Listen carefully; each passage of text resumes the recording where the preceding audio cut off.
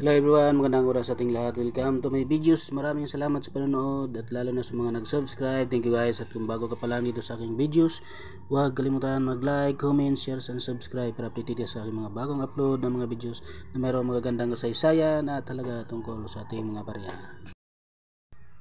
Tayo didivision natin guys na si Manuel L. Quezon at naglalakihan ang kanyang presyo doon sa ating mga online selling platform sa eBay, Lazada at sa Carousel, lalo na kung nagkakaroon ng magandang error. So titingnan natin guys kung anong composition nito at ang kanyang features.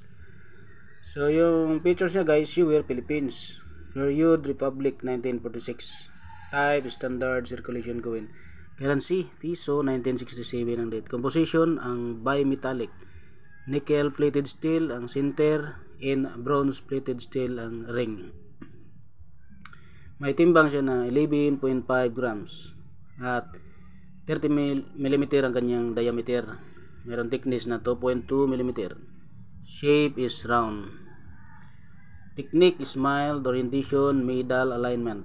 Number 187353. Reference number KM number 313. Series New Generation.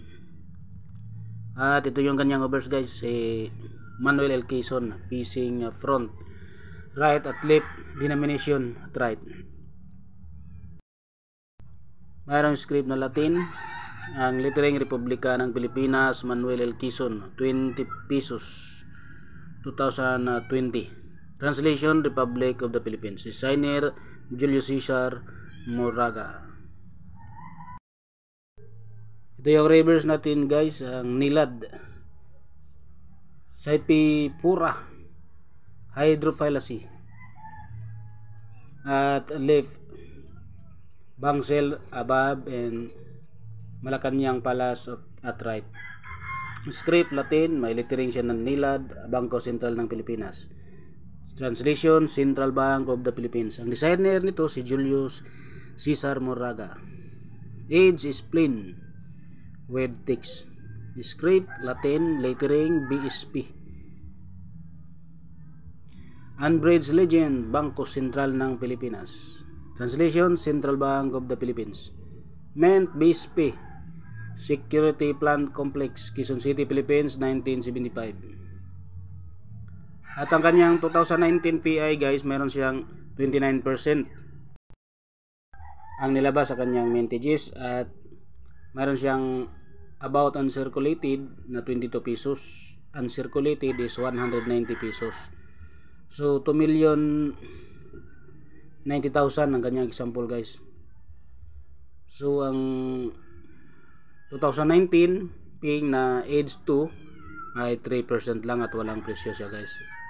Sa ating 2020 age 1 may 14% ang nilabas guys at ang kanyang uncirculated is 120 pesos. Sa age 2 natin nga low mint mark may 11% at walang presyo rin. Ang high mint mark may 8%, wala ring presyo galing sa Inumista.com at ang kanyang age 3 may 61%. Ang extra pay niya ay 64 pesos. Ang about uncirculated is 64 pesos. Uncirculated is 130 pesos. Ating 2020 na age 4 guys, mayroon siyang 4% na inilabas. So konti lang at walang presyo sa kanyang walang presyo sa ating Inumista.com. So yun guys ang ating nakuhang mga impormasyon galing sa ating Inumista.com. At sa online selling natin guys ay nagkakaroon ito ng 1,000 hanggang 35,000 pesos guys ang kanyang price kapag mayroon siyang magandang error sa ating mga selling platform guys sa Inumista, eBay at sa Lazada. So yun guys ang ating nakuhang mga impormasyon tungkol dito sa ating 20 pesos Manuel L. Quezon. God bless ating lahat.